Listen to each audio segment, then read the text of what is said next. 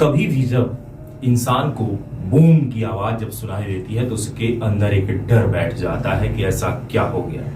जैसे कि टायर फटा हो, बगल में जब बम फटा हो, या फिर जब कभी आपके बगल में अचानक से पटाखा हो, अगर वो जोरदार अगर आवाज देता है तो आप डर के उछल जाते हैं। रफ्तार इतनी तेज होती है उछलने की कि उस गति को अगर मापा जाए तो आप सामान्य तौर पर उससे ज्यादा कभी आप सोचो भी तो या उसके बराबर तो आप कूद ही नहीं सकते, यानी कि उछल ही नहीं सकते। एक ऐसा उछाल आता है। ऐसा ही मामला देखा गया है जो पूरे सीधी जिले को उछाल देता है, जैसे कि पेशाब कांड, इसके बाद अब रेप का सीरियल कांड। यानी कि ऐसा कांड आ जाता है सीधी जिले में जो पूरे इतने जोर शोर से इसे उछाल देता है कि शायद सीधी जिला बदनाम होने में पीछे रह ही नहीं जाता। ऐसा मामला सामने आ जाता है जिसमें कई सारे लोग इन्वॉल्व होते हैं, लेकिन अब तक के खुलासे की अगर बात की जाए तो स्पष्ट नहीं हो पा रहा है। नमस्कार, मैं आपके साथ मौजूद हूं रवि कुमार और इस वक्त आप देख रहे हैं तरंग न्यूज। खास खबरों के साथ मैं हाजिर हूं जहां आपको अवगत करवाऊंगा सीधी की वो खबर जो कि पूरे देश भर में इसकी चर्चा देखी जा सकती है। हम आपको बताते चले कि एक ऐसा ऐप क्रिएट होता है जो कि आप जब भी चाहे तो हंसी और ठिठोली के लिए उसे उपयोग कर सकते हैं, लेकिन लोगों ने यह सोचा हो कि इससे बहुत बड़ा क्राइम किया जा सकता है, ऐसा शायद उस मैजिक ऐप बनाने वाले ने भी नहीं सोचा होगा। जी हाँ, सही सुन रहे हैं आप। मैं आपको अवगत करवाना चाहूंगा एक ऐसे ऐप से जो मैजिक ऐप है, जो प्ले स्टोर से मिल जाता है और उस मैजिक ऐप पर कुछ सेकेंड कुछ मिनट ही आप बात कर सकते हैं। इसके बाद शायद आपको चार्ज देना पड़ेगा या कोई ऐड आता है। एक ऐसा ऐप जिस ऐप से हम सिर्फ आपको अगर कॉल करें तो सही नंबर भी नहीं जाएगा, और साथ ही साथ मैं आपको बता दूं कि अगर मैं इधर से बोल रहा हूं तो उधर फीमेल वॉइस जाएगी, यानी कि लड़की की आवाज जाएगी। ऐसा ही ऐप का उपयोग करके पूरे बात किया जाए तो सीधी जिले को जो शर्मसार करने वाली जो घटना है, बदनाम करने वाली जो घटना है, एक ऐसी घटना को अंजाम दिया गया।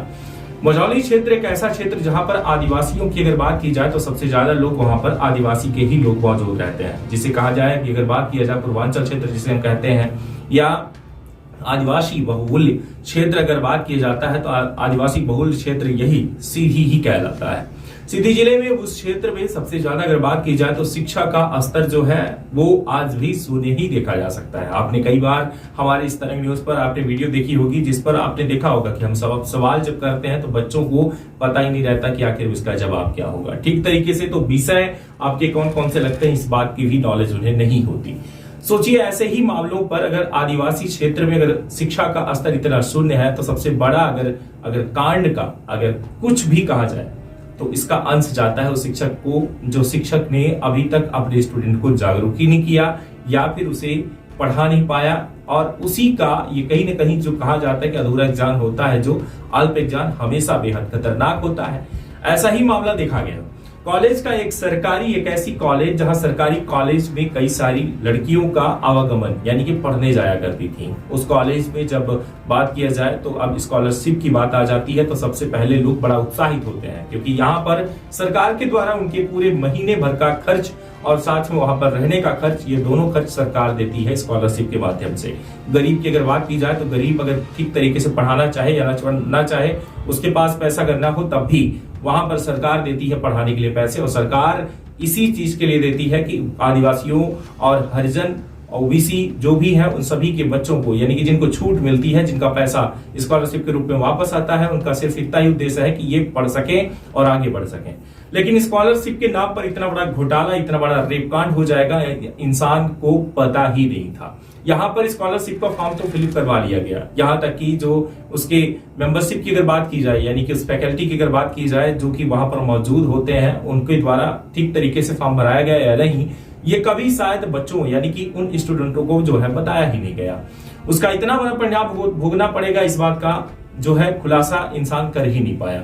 शुरुआत हो जाती है उस कहानी की जब एक एक जो है बच्चियां उसका शिकार होना शुरू हो जाती हैं। उसके पहले ये भी बताया जा रहा है, पुलिस की जानकारी के मुताबिक मैं आपको बता दूं कि जिस व्यक्ति ने ऐसा किया है वो पहले उस विद्यालय में, यानी कि उस महाविद्यालय में, कॉलेज परिसर में वो पहले भी वहां रह चुका है, जिसके माध्यम से वहां पर जब वो रहता था तो उस व्हाट्सएप ग्रुप में जुड़ा हुआ था। साथ ही साथ ये देखा गया कि कुछ लड़कियों का जब उसको नंबर मिल गया तो लड़कियों से उसने संपर्क बनाना शुरू कर दिया। एक ऐसा मैजिक ऐप से, जहां मैजिक ऐप की बात की जाए तो यहां से वो बोलता था, लेकिन उधर अर्चना, रंजना कुछ भी नाम बता देता था मैडम का, और नाम बताकर उनसे ये कहता था कि जो आपकी ये मैडम प्रोफेसर है मैं वो बोल रही हूं और आ जाओ, क्या तुमको स्कॉलरशिप मिला या नहीं मिला। जब लड़कियों का ये कहना होता था कि मैडम अभी तक नहीं मिला, तो उसका सीधा सा फंडा ये था कि ऐसा है कि तुम आ जाओ, यहां पर तुम्हारा एक जरूरी सिग्नेचर करना है जिसके चलते तुम्हारा स्कॉलरशिप रुका हुआ है, आओ हम इससे जो है स्कॉलरशिप तुम्हारा दिलवाएंगे। मुद्दे की बात तो ये थी कि अब तक लड़कियां इस बात को जानती ही नहीं थी कि सामने वाला जो व्यक्ति है वो मैडम है या सर है या कोई अपराधी है, यानी कि अपराध करने या साजिश रचने वाला कोई व्यक्ति सामने खड़ा है। आखिर में इस बात की अगर जानकारी नहीं थी, भनक नहीं थी, तभी तो ऐसा होता था। लड़कियों को बुलाने का एक सबसे बड़ा जो बहाना था वो मिल चुका था। लड़कियां घर से तैयार होकर चली जाती थी। कभी कभार तो ऐसा हुआ कि शाम का वक्त चुना जाता था, जहां पर ये बात हमेशा की जाए तो शाम 4 बजे या 5 बजे के बाद ही बुलाता था। एक एक करके लड़कियों को बुलाना, और लड़कियां जो है वहां तक पहुंचती थी। लड़कियों को बुलाकर खुद जाता था लेने के लिए, बहाना ये बता देता था कि देखो मैं ऐसा है कि मैं व्यस्त हूं, मैं अपने बेटे को भेज रही हूं, वहां पर तुम तैयार होकर खड़ी रहना, इसके बाद वो जाएगा तो लेके आएगा।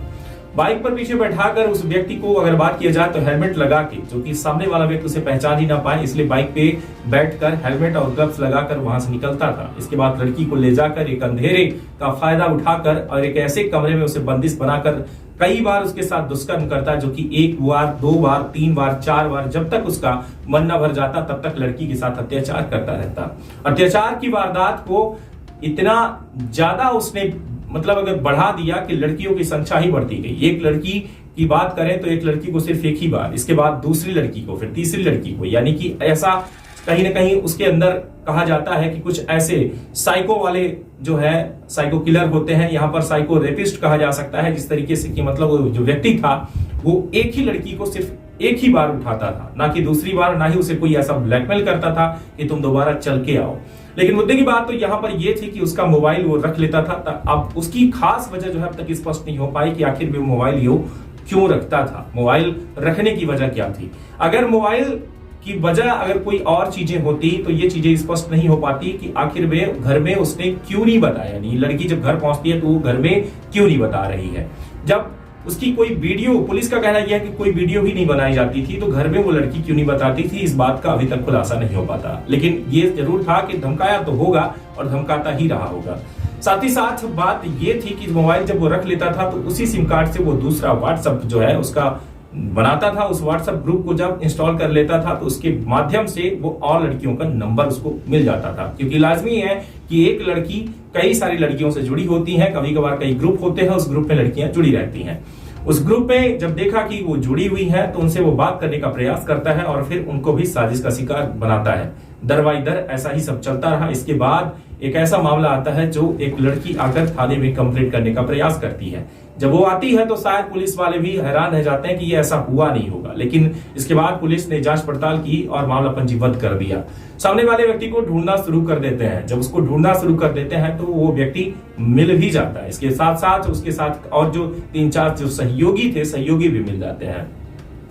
पुलिस ने खुलासा किया जहां पर उसने बताया कि ये अब तक के अगर बात किया जाए तो 7 लड़कियों का नाम है, जिनमें 4 मामला पंजीबद्ध है और 3 लड़कियों ने सिर्फ शिकायत किया है। पुलिस ने उसको रिमांड पर ले लिया, लेकिन रिमांड पे भी ज्यादा दिन नहीं रखा। 9 दिनों तक सामने वाला व्यक्ति जो रिमांड में रहा, जो आरोपी है, वो 9 दिनों तक आरोपी रिमांड में रहा। और मैन आरोपी की मैं बात कर रहा हूं, जो 3 और उसके सहयोगी थे, सिर्फ वो 7 दिन 5 दिन तक वो जो है रिमांड में मौजूद रहे। इसके बाद पुलिस ने अब हाल ही में जेल भेज दिया है, लेकिन अब तक ये खुलासा पुलिस अब तक ये नहीं कर पाई कि क्या आंकड़ा जो है और बढ़ा या नहीं। लेकिन कई पत्रकारों की अगर बात की जाए तो पत्रिका और ऐसे कई अखबार, पेपर, दैनिक भास्कर, कई जगह जो है ये चीजें देखने को मिली कि आंकड़ा कहीं पर 25, कहीं पर 30, कहीं पर और भी बताया गया। लेकिन साथ में अगर बात की जाए तो यहाँ पर सबसे बड़ा जो यहाँ पर निशान अगर छोड़ जाता है क्या लड़कियों की संख्या और है, तो वाकई में वो वजह ये बन जाती है कि लड़कियों का कई फोन है उसके पास, यानी कि 16 फोन पाए गए और 4 फोन अलग से जो पुलिस ने जब्त कर लिया था। कुल मिला के कैलकुलेशन अगर किया जाए तो 20 फोन है। 20 फोन में 4 फोन तो उन चारों लड़कियों की है, बाकी के 16 किसके हैं और कितने फोन उसने बेच दिया अब तक इसका खुलासा नहीं किया है। कुल मिला के पुलिस ने रिमांड पे लिया और जांच पड़ताल तो कर लिया, लेकिन अभी खुलासे का मीडिया इंतजार कर रही है कि आखिर में कितनी लड़कियों के साथ उसने दुष्कर्म किया है और आंकड़ा क्या देखा जा सकता है। लगातार बने रहे तरंग 24 न्यूज पर, हम खास खबरों के साथ फिर आएंगे, लेकिन ये सभी न्यूज अधूरी है। पूरा तो तब होगा जब खुलासा होगा और ये पता चलेगा कि हमारे देश और हमारे इस प्रदेश और हमारे इस जिले में जो ये कांड हुआ, इसका मेन आरोपी तो ठीक है, लेकिन अभी भी कुछ आरोपी शायद बाकी है। उनके साथ क्या होगा, या है या नहीं है, हम अगली खबर फिर लेके आएंगे और आपको अवगत करवाएंगे। बहुत बहुत धन्यवाद। जाते जाते एक बात कहना चाहूंगा, चैनल को सब्सक्राइब करिएगा, बगल में बेल आइकन है उसको दबाइएगा ताकि आपको अगली खबर तत्काल मिल जाए। नहीं शायद आप ढूंढते रह जाएंगे, आपको नहीं मिलेगी और आप कहेंगे कि रवि पांडे तो खबर बनाए लेकिन मिली नहीं, मुझे कहां है। शायद खबरों का उनका भरोसा ही नहीं कि वो बनाते हैं या नहीं बनाते। इससे शिकायत कई बार मुझे देखने को मिली, जहां पर ये कहा जाता है कि तरंग न्यूज में एक खबर आती है दूसरी नहीं आती। जब तक इसका खुलासा नहीं होगा हम लगातार बने रहेंगे और आपको अवगत भी करवाएंगे, लेकिन चैनल को सब्सक्राइब करना ना भूलें, बगल में बेल आइकन है उसको भी दबाएं। हाँ, एक बात और आपको बताता चलूं कि अभी तक आप जो देखते हैं खबरों को हमारे तक पहुंचाने के लिए, या कहीं से कोई सड़क हादसा हो जाए, कुछ भी ऐसी कोई घटना अगर हो जाती है, या फिर इस तरीके की कोई भी अगर मामले हैं जिन पर आप मुझसे बात करना चाहते हैं या कोई खबर देना चाहते हैं, तो मेरा नंबर आपके बगल में है। और आपको नंबर जो है ये मैं फिर से आपको बता देता हूं, हिंदी और इंग्लिश दोनों में, ताकि आप इसे नोट कर लें, सेव कर लें और मुझे संपर्क करें और मुझे व्हाट्सएप पर खबरों को भेज सकते हैं। आपको बताता चलूं, मेरा मोबाइल नंबर जो आपके बगल में है इस टाइम पर जो देख पा रहे हैं आप, 8878598878। फिर मैं आपको बता दूं 8878598878। हिंदी में अगर बात करूं तो 8878598878। फिर से एक बार बता देता हूं 8878598878। इस नंबर पे आप मुझे व्हाट्सएप कर सकते हैं, मैसेज कर सकते हैं और जो भी आप चाहें कॉल भी कर सकते हैं, लेकिन फालतू कॉल ना करें। सिर्फ मुद्दे की बात करने के लिए या खास खबरों के लिए अगर बात करना हो तभी आप मेरे पास कॉल करें। बहुत बहुत धन्यवाद, नमस्कार, जय हिंद।